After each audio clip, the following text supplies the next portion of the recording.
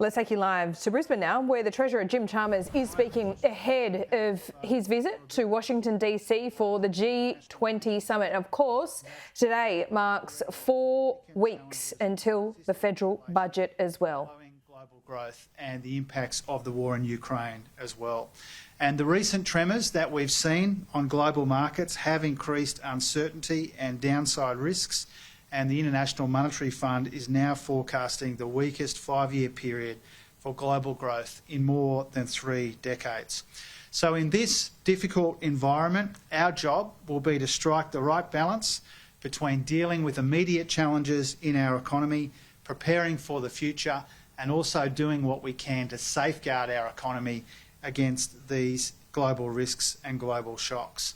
And that's why the focus in the budget will be targeted cost of living relief, which doesn't add to inflation, laying the foundations for future growth in our economy and making our economy as resilient as it can be to these international developments.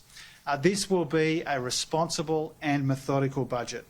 There will be a premium on what's sustainable and what's affordable. The budget pressures warrant that, and the global circumstances demand that.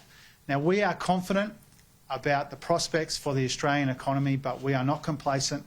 We are optimistic about the future of our economy and our country, but we are realistic about the impact of this global volatility and global uncertainty on our own economy here at home.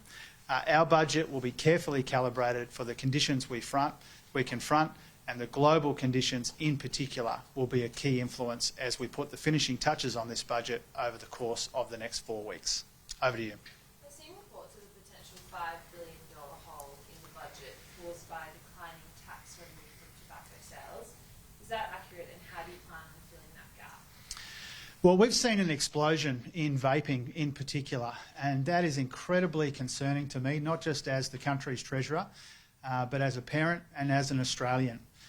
The status quo when it comes to vaping and smoking more broadly is completely unacceptable. This is a problem for the budget, but much, much more importantly than that, this is a problem for our society. I think anyone who's driven past the bus stops before and after school and seen in particular the way that vaping is spreading amongst our young people, these are incredibly concerning developments. I'm incredibly concerned about the explosion in vaping that we've seen in recent times in particular. Now, my colleague Mark Butler is working with his state counterparts and also with the health experts to see what can be done to clamp down on this vaping in particular and all of the associated issues in the health system and in our community. The status quo is unacceptable, and that means that all options are and should be on the table. But is it a $5 billion problem, and how will you fill it? Well, those numbers were provided independently by one of the organisations that monitors this. We don't have an equivalent number to provide to you today. Obviously, when we're seeing this explosion in vaping and people considering alternatives to cigarettes, clearly that's a big problem for the budget, but it's a much, much bigger, more concerning problem when it comes to our local communities and our health system more broadly. That's why the Health Minister, Mark Butler, is working with his counterparts in the states and with health experts to see what can and should be done. As I said a moment ago, the status quo when it comes to vaping is unacceptable. All options are on the table. We are incredibly concerned by this explosion in vaping, which is doing damage not just to the budget, but to the health and life prospects, particularly of our young people. Jim, what budget levers are available to you to help Australia avoid being dragged down a sluggish global economy? Well, the global economy and these uncertain conditions, which I will confer with my counterparts about in Washington DC later this week, will be a key influence on the budget. And our job is to make sure that we are striking the right balance between providing that cost of living relief here at home, laying the foundations for future growth, as well as we make our economy more resilient. And so we have indicated already that one of the centrepieces of the budget will be a bit of help for people dealing with high electricity bills. We've indicated that we want to invest in a broader and deeper industrial base and fixing our supply chains and getting cleaner and cheaper energy into the system. All of this is about making us more resilient to this kind of global economic uncertainty that the IMF and others is expecting. Are you willing to bail out Victoria's state budget? Well, the Victorian budget is under pressure in the same way that the Commonwealth budget is under pressure as well, and many of the states and territories are facing similarly challenging times when it comes to the pressures on our budget. In terms of the Commonwealth budget, obviously the combined pressure of the increasing borrowing costs on $1 trillion of Liberal debt combined with the costs of the NDIS, the health system, aged care, defence and in other areas is putting immense pressure on our budget. And so what we do is we work in a cooperative and collaborative way with Victoria and with the other states and territories as well to make sure that we are methodically working through these challenges in our budget, that we're funding and providing the services that the people we represent need and deserve. Over the course of the next year or so, a number of funding agreements with the states and territories are up for renegotiation, and we will work, as we always do, with Labor states and also with the Liberal government of Tasmania to make sure that we're doing what we can, but within those fiscal constraints that we have at the Commonwealth level and the states have at the state level. Are you confident you'll be able to generate enough savings in the budget to offset the loss in revenue caused by vaping and other, or partially caused by vaping, while also providing that relief to people on their energy bills? Is that going to be possible? Well, there are a number of pressures on the budget, and that means that we need to strike the right balance between providing that cost of living relief but also making sure that we can fund the services that we need, the aged care wage increase.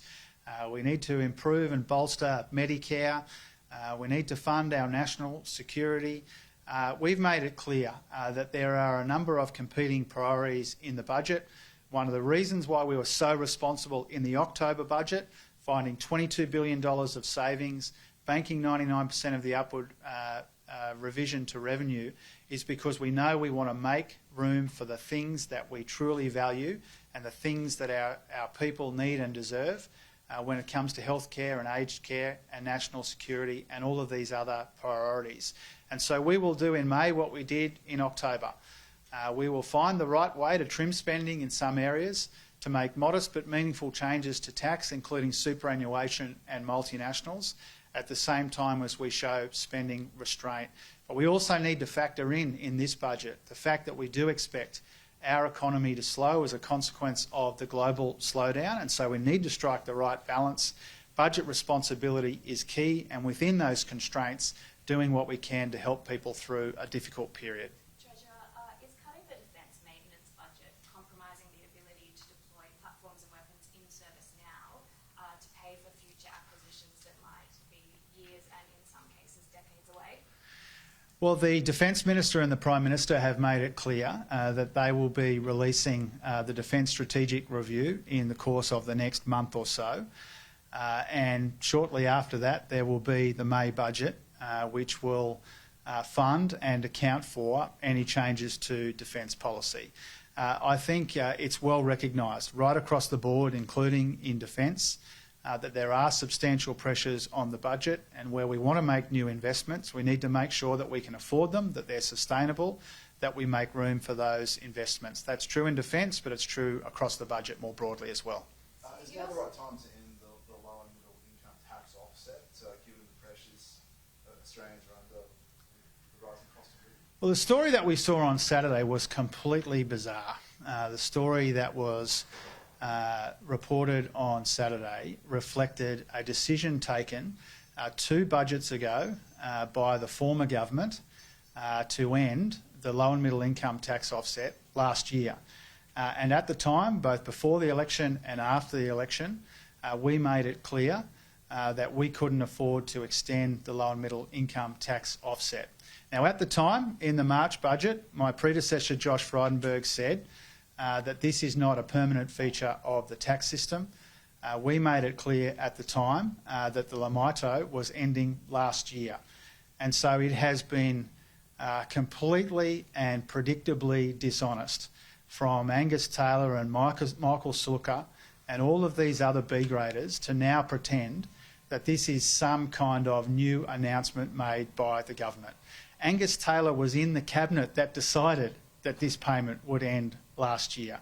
It is characteristically dishonest of him to pretend otherwise. This is another humiliating gaffe from Angus Taylor to pretend that the story that was written on Saturday doesn't reflect a decision taken by the government in which he sat around the cabinet table when Josh Frydenberg indicated that last year's payment would be the last one. Can you give us any more details of the assistance with energy bills you're going to be providing in the budget? Well, a bit of assistance for high electricity bills will be one of the centrepieces of the budget that I hand down in May. And we have been working closely with the states and territories of both political persuasions since the announcement in December to make sure that we are delivering this relief in the best way that we can, which recognises the different pressures on states and the different programs that states have proposed to provide this cost of living assistance. Now, this is a good example of where we can provide some modest but meaningful cost of living relief without adding to inflationary pressures in our budget. There are a lot of great ideas about how we could provide cost of living relief.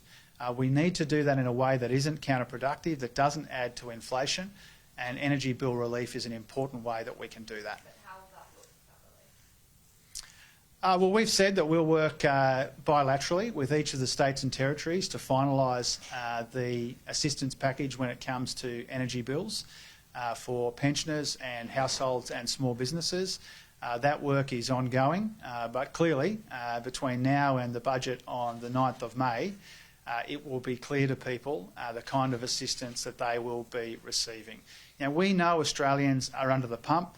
We will do what we can to take some of the sting out of these cost of living pressures, but we need to do that in a responsible and methodical way that doesn't add to inflation, and that's what we'll do when it comes to energy bills. The RBA says that 16% of homeowners are in mortgage prison at the moment. Do you think the government should work with APRA to change the serviceability assessment rules? Well, the serviceability assessment rules are a really important way for our regulators to impose some guardrails on the banks when it comes to lending, particularly home loan lending. Our regulators are aware of those issues that have been raised in reports today. They obviously keep all of their settings under constant review, and it's not for the government to provide them free advice on that front.